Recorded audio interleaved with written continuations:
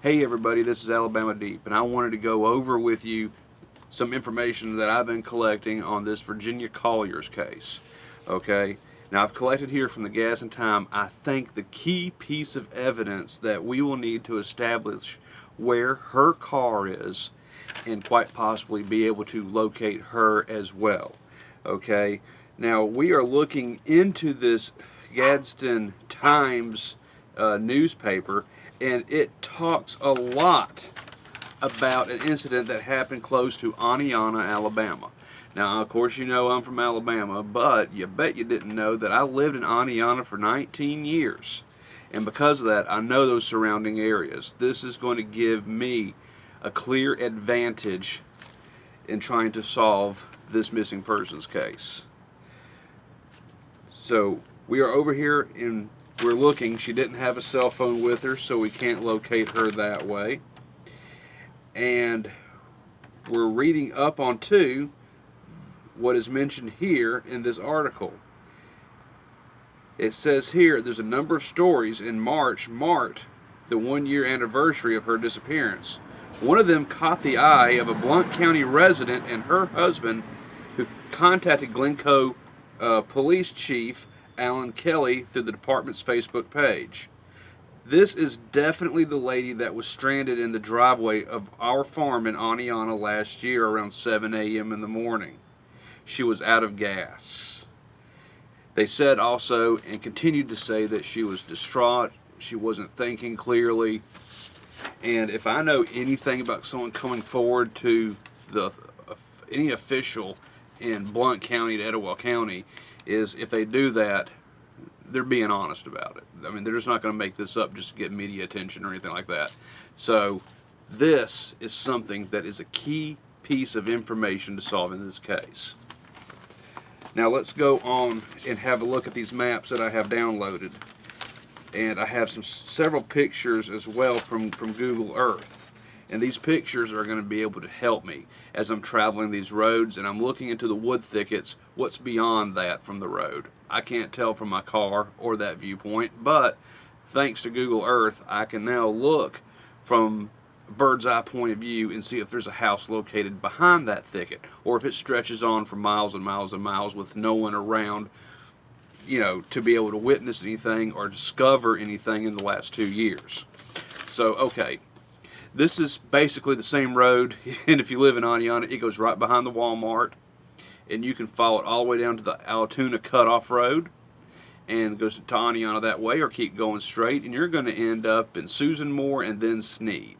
Okay, so what they're saying is that this woman, who they identified as being Miss Virginia, had no gas. They went to their neighbors, they got like a lawnmower gasoline jug, I'm thinking 2 gallons of gas, put it in her car, and then attempted to follow her to the gas station to make sure that she was going to be alright. Alright, now I know what Miss Virginia's family is going to say is, well, my mother drove all the way up from Florida. She knew what she was doing. She was in the right state of mind. She was 83 years old, yes, but she had a little bit of age, but nothing like dementia.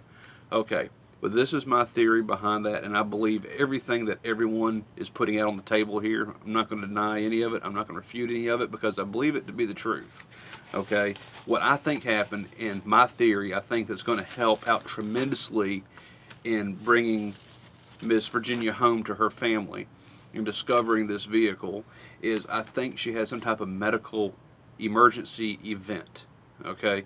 Now, she might have had something like maybe a QRS complex deviation from her normal coronary sinus rhythm, aka she could have been in the stages of having a heart attack. She could have had irregular heartbeat that decreased blood flow to the brain for oxygen and clouded her memory, or she could have had back-to-back little mini strokes. Both those things can cause immediate confusion. They hit just like that. And that makes the most sense to me in this case, is that she had some type of medical emergency, didn't exactly know what was happening, became confused. And I come forth with that theory, and I see it being supported by the way they described her driving. An 83-year-old woman is not going to drive 80 miles an hour down a 2-lane road in Blount County, Alabama. Okay? I just don't see that happening. Not someone her age. Okay? I wouldn't even drive 80 on that road. And I traveled it so many times going to Boaz. in Susan more. I mean, there's just no way. So they said also that she didn't even stop at the gas station. She went right by it, took a right on 278, and headed back towards Gadsden. Okay, that doesn't make any sense for any logical person that's having a clear train of thought. You have less than 2 gallons of gas in your car. That's not going to get you to Gadsden. And she would have known this if she was in the right frame of mind, but she wasn't, because I think she had some type of medical emergency that affected her mind. That and going 80 miles an hour, in my opinion, I think she swerved off the road because the event continued to where she passed out and drove at a high rate of speed into the wood thickets somewhere along 278. Okay, does that make sense to you? And went deep enough that helicopters overhead can't see it, because they can't see anything through those the pine canopy treetops. Okay, you just can't, and you can't even get temperature readings because of the pine trees. You're not going to see it from the road, obviously, because it's just like the thicket swallows you whole. You know, so anyone in Alabama knows when you start going off the side of the road and you try to go somewhere, you got briar bushes and all types of vines and many little pine trees, yay tall. I mean, all these little wild berry bushes coming up, things that'll snap right back like a car never went even through there. Okay, so that's what I think happened, and I continue to say that's supported by the fact she had less than 2 gallons of gas in her car. Her car would have broke down somewhere along 278 for being completely drained dry of gas. They would have found her car on the shoulder of the road. At least that would have been found whether she wandered off or not. So that's my opinion. She's on the right side of the road in the wood thickets, somewhere between Sneed Cutoff Road and Walnut Grove. That's where I'm going to put my search on Thursday. I had my heart set on going ahead and eliminating some waterways. But let's think logically. She has 2 gallons of gas. She's not going to make it to Gadsden. Car was not found, thus it didn't run out of gas where she had to pull over on the side of the road. She was confused. I think her medical situation caused her to pass out, become unconscious, and she drove straight into a wood thicket somewhere.